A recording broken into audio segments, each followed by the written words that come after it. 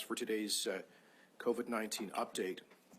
The situation in Alberta continues to evolve rapidly. The latest global tracking data from Johns Hopkins University indicates that the total number of confirmed cases at more than 190,000. 155 countries have been affected. There have been over 7,500 fatalities and 80,600 people have recovered. Later today, Dr. Hinshaw will provide updated case numbers here in Alberta. Around the world, a variety of dramatic measures are being implemented to contain the spread of COVID-19. The situation is very serious, and we are taking action more effectively to protect Albertans against this pandemic.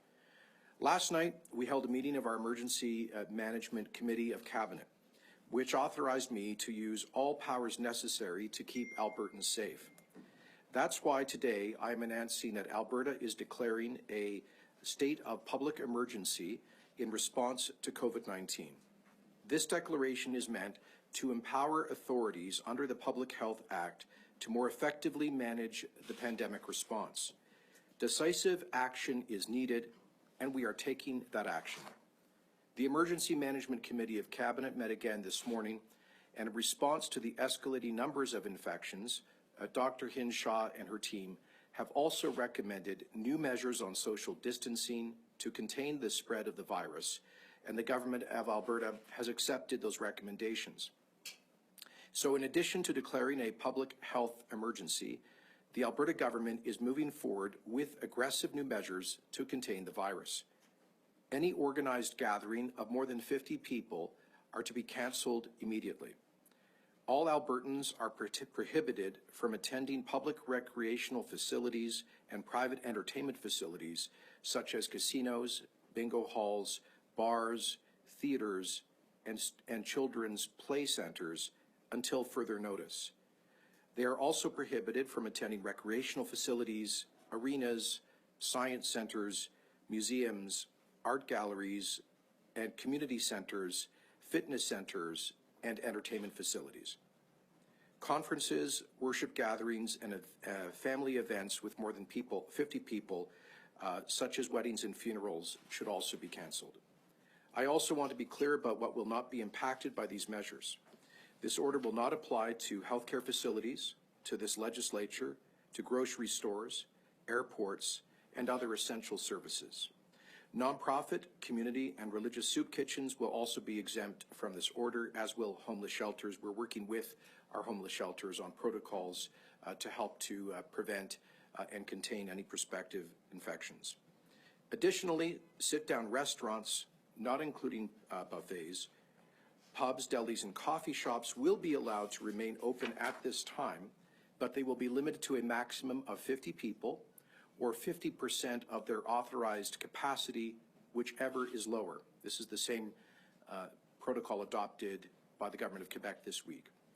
Drive-through, takeout, and delivery will still be permitted. In fact, the government today has changed regulations to allow restaurants to engage in off sales of liquor to help them liquidate their inventories during this very challenging time. I recognize that these measures will have a profound impact on the lives of Albertans, but they are frankly necessary in the face of this growing pandemic. Alberta's Chief Medical Officer of Health is also advising all Albertans to take appropriate steps to socially distance themselves from others during their day-to-day lives. Around the world, a variety of dramatic measures are being implemented to contain the spread of COVID-19. That has meant social distancing and self-isolation, depending on individual circumstances. We have committed to ensuring Albertans that will have all of the guidance and support they need to meet this unprecedented moment in our history. This means acting quickly to address the indirect impacts of the spread of COVID-19 by supporting vulnerable Albertans in particular. To assist Albertans affected by COVID-19, we are dedicating an immediate injection of $60 million to support civil society organizations, charities, and nonprofits helping folks under isolation to cope with this crisis. These funds will be dispersed before the end of this fiscal year, in other words, before March 31st. And just today, I chaired the inaugural meeting of the Premier's Charities Council, I've also appointed as Parliamentary Secretary for Civil Society Jeremy Nixon, former Executive Director of the Mustard Seed, to work with our charities and nonprofits to ensure that they are helping to reach out to seniors and other vulnerable people in particular who are in self-isolation. Half of the funds will be dedicated to immediate support to homeless shelters and women's shelters to address a range of needs. Funds will also be available to address staff shortages due to self-isolation and potential additional space requirements due to public health recommendations and associated staffing. A second aspect of the funding will provide broader support to civil society organizations. $30 million will extend support services to seniors and other vulnerable community members who are isolated due to COVID-19 or otherwise impacted. They will require additional supports and services as they respond to the need to self-isolate. We will disperse these funds through the Family and Community Support Services to organizations that are already providing services in the community, like Meals on Wheels and other organizations, as well as helping to deliver, for example, prescriptions to those who need them.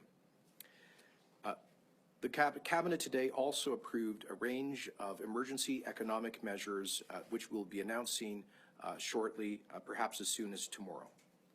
Lastly, under the leadership of Deputy Minister Paul Winnick, the Provincial Operations Centre has moved to Level 4 of emergency preparedness and has increased staff and resources accordingly.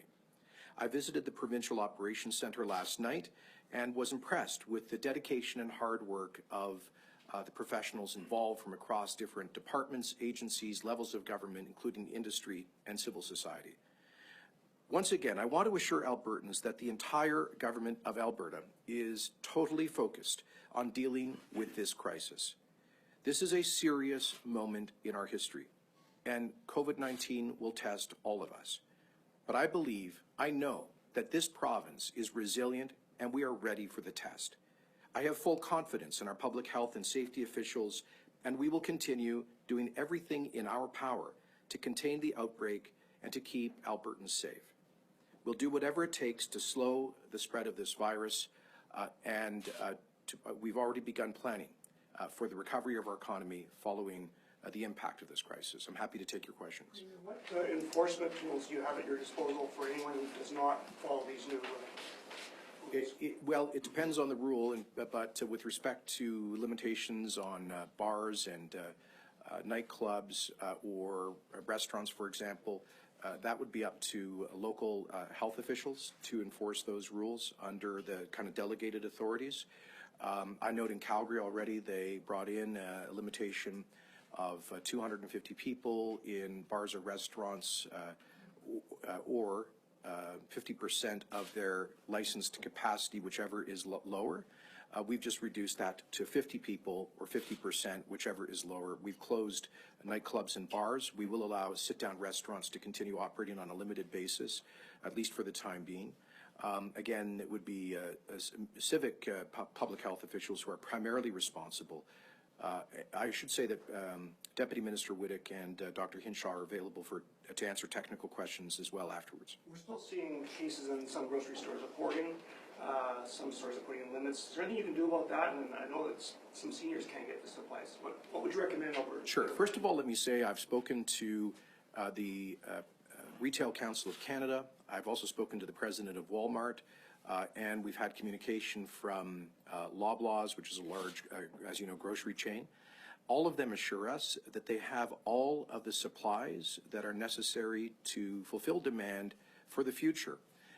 That there is that supply chains and food security are not compromised. And so there is no need for people to engage in hoarding or panic buying. We do recommend that people have enough food on hand to cope through a couple of weeks, given the likelihood that many people will be affected by self-isolation for 14 days. But there is no logical reason for people to go out and buy weeks and weeks or months of supplies. And I want to commend the growing number of retailers who are offering golden hours of set-aside shopping time, typically in the morning with fully stocked shelves and freshly cleaned stores, to allow seniors to go in and in a more controlled environment get what they need. So I would ask all retailers to consider having a dedicated, safe, and orderly time when seniors and the vulnerable can access what they need. We're also, as I've said, working with charities to see if they can help to step up deliveries, complementary deliveries to the homes of seniors for pharmaceuticals, cleaning equipment, food, and other necessities. But as I say, the Provincial Operations Center is closely tracking supply chains, and their advice to me is that there is no reason to be concerned about the integrity of food supplies or other essential goods. You mentioned this was done largely to more effectively manage everything.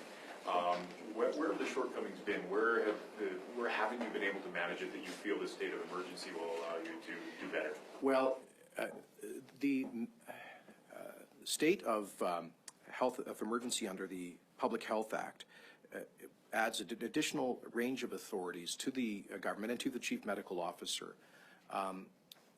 We have been briefed that the single greatest concern in the future in coping with the peak time in the pandemic will be around the availability of trained personnel. And we need, the Chief Medical Officer and Alberta Health Services may need extra authorities for scheduling, perhaps to bring back people who are medical professionals who have retired recently, or to cancel vacation time. So these are the kinds of authorities that are presented in the Public Health Act through a declaration of a public health emergency that will give certainty of our ability to provide the medical care that Albertans will need. I think everybody understands that in a pandemic such as this, we expect a significant peak at a particular time. And the challenge of every government, every jurisdiction, is to try to keep that peak below the maximum capacity of the health system. At the same time, we want to expand the maximum capacity at that peak point, and that's where these powers could be useful. Are those powers then limited to, under this state of emergency, limited to the health system, or are these for? Yeah, there's a separate emergency power under the Emergency Measures Act, which we are not invoking today. We may decide to do so in the future. That has a much more expansive range of authorities, including the ability to prevent people from leaving the province or entering the province, the ability to seize property. For example, it's conceivable that if the pandemic goes in the wrong direction, that we may need to effectively use hotels to house people for quarantine, for example. So the Emergency Measures Act would give us those authorities. We do not believe that they are currently necessary, but I've told officials that if they believe we need those powers, they should recommend it, and we will invoke that. How do hotels play into today's announcements? Well, hotels per se are unaffected unless they're operating licensed restaurants, I should say, that are regulated restaurants, in which case they will not be allowed to accommodate more than 50 guests or 50% of their authorized capacity, whichever is the lower number. I would think that their function spaces, again, they'll be limited to 50, so there may be bookings for marriage, for weddings or conventions. Those are now being scaled down to meetings of a maximum of 50 people. In terms of their accommodations, those should continue unaffected. And so in fact, I just got off a call with a number of key industry organizations, including the Alberta Hotel Association. I think they understand that. And you were just mentioning that hotels might be used for quarantine in the future. Have you guys already had chats? Well, we've that's been in the long range pandemic planning of the government of Alberta to always look to contingency plans for overflow capacity to keep the hospitals safe. If something like this does reach that level, so that there's already been advanced planning in that respect. And I suppose if there's good news here, it's that there's a lot of available hotel space right now should we need it. I'm going to go to the phone operator. Can you put through the first caller, please? Our first question comes from Rick Bell of the Calgary Sun. Your line is open. Good afternoon, Premier. Just two quick questions, or one question and a supplementary. your decision today, why now? What is it about today, or what is it about the evidence that you've seen that causes you to make the decision today as opposed to either not make the decision today or have made the decision perhaps earlier? What happened which caused you to say that we've got to do it today? Well, first of all, Rick, as you know, we've seen a significant increase in the number of confirmed cases of COVID-19 in Alberta this week.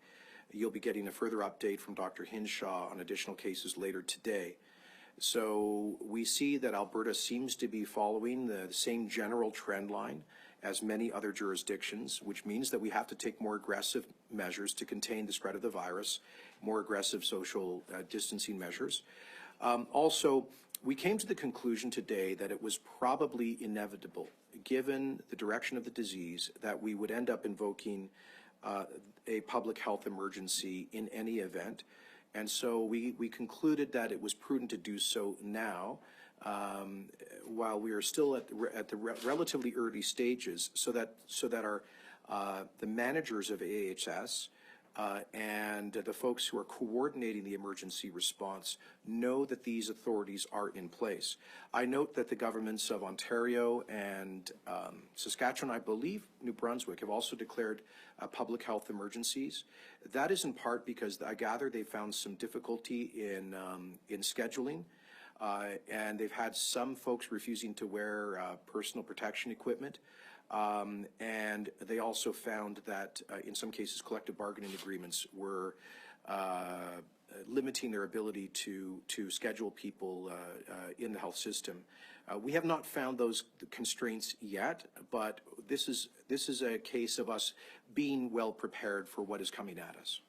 Follow-up, Rick? And just as a supplementary, when exactly do the new rules come in, particularly for bars and casinos? In other words, when do bars have to shut down? When do casinos have to shut down? Is it today, tomorrow? Immediately. When is the shutdown order? As soon as the Lieutenant Governor signs the order in council that I authorized that this morning at about 11:30, and the Lieutenant Governor should be adding her approval to that order in council immediately.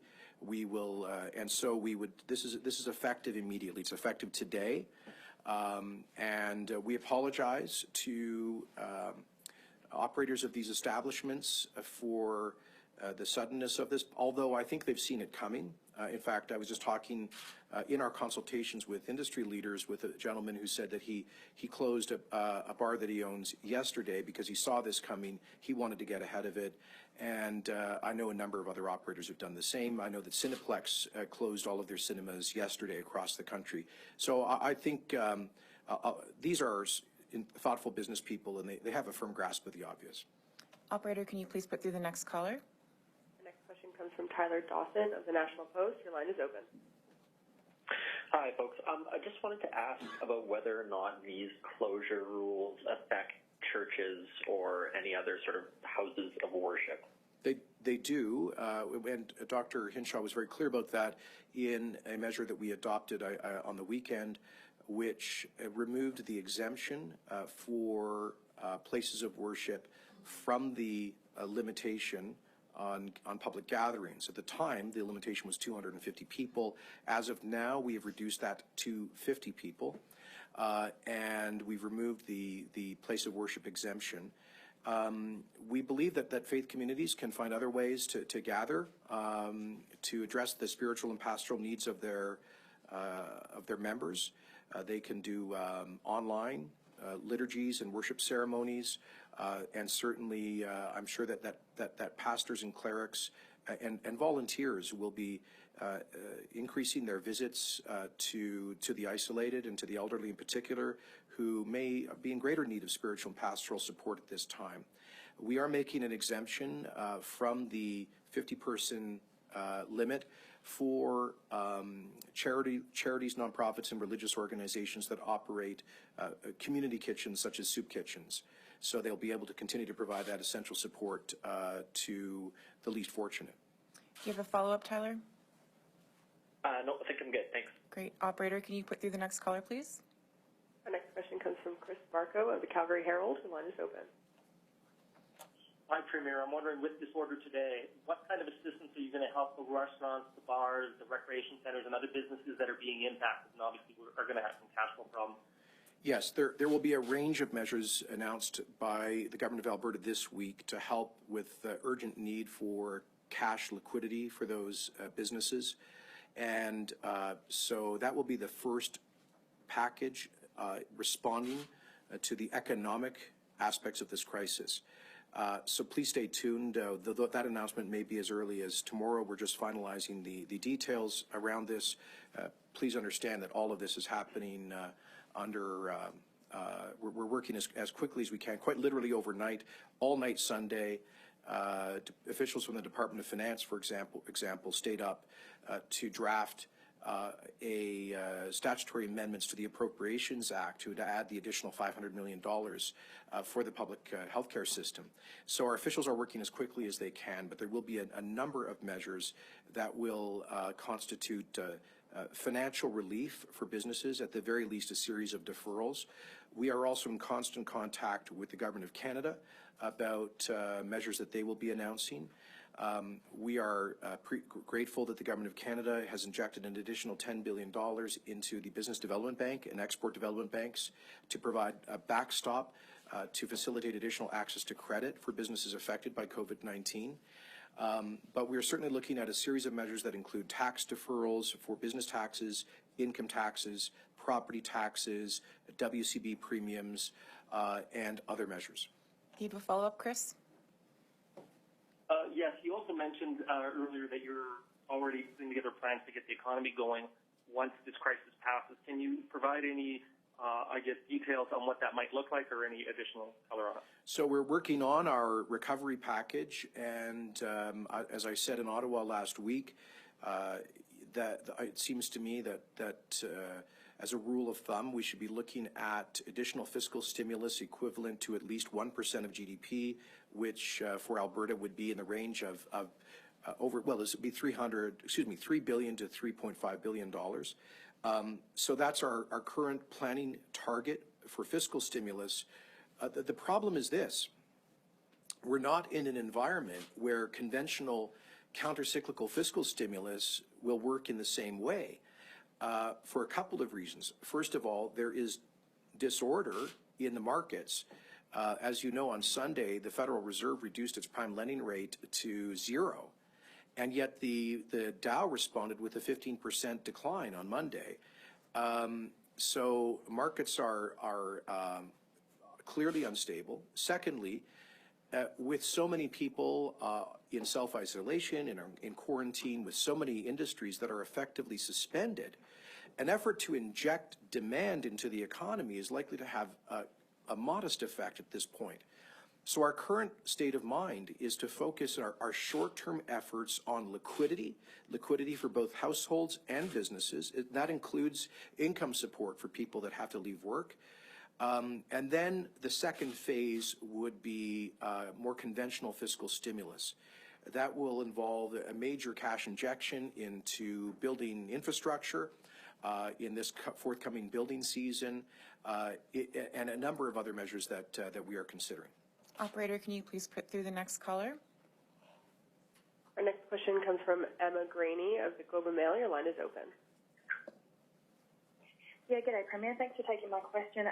I've got a question here about what does this mean for officers and workers, and that also leads to another question about government workers, why they were told to come into work. So do offices have to close if there are over 50 people, and why were government workers told to come into work? A couple of things. First of all, the regulations for organized events for 50 people or more. In most conventional work environments, if people aren't congregating into one meeting room, they should be able to continue to function. Secondly, we can't shut down the entire economy, and we certainly can't shut down the entire government.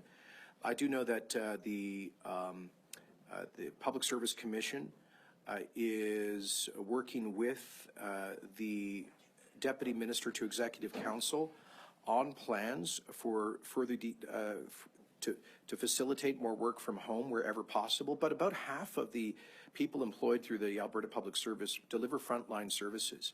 So it's precisely at a time like this that the government cannot shut down. It has to continue to provide those services. And as I say, the Public Service Commission is working with Executive Council on plans to allow for more work from home. Do you have a follow-up, Emma?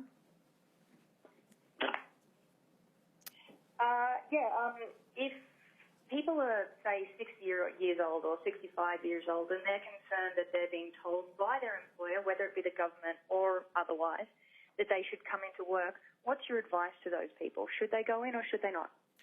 Well, look, I think Dr. Hinshaw's advice, first of all, is that anybody who feels any symptoms of cold or flu must stay home.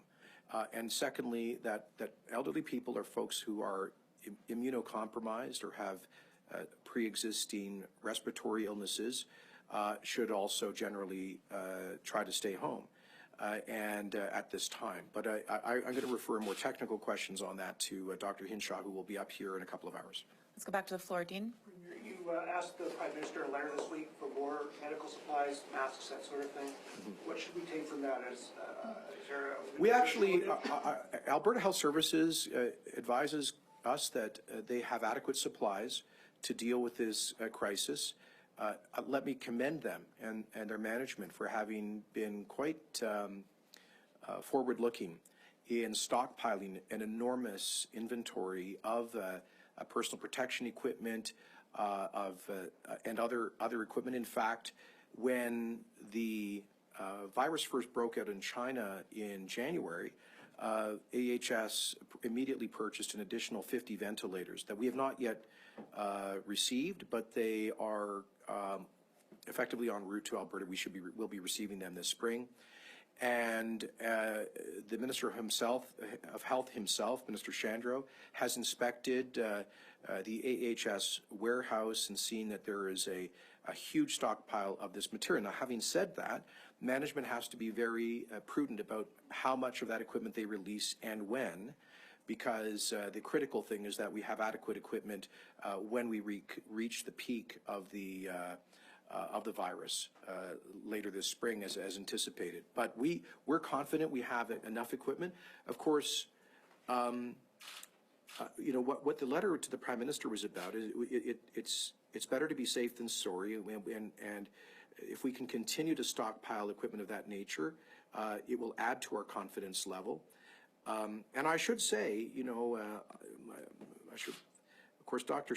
Hinshaw will comment on this more knowledgeably, but it should not be a secret to people that this virus is going to go away in the next few weeks or a couple of months.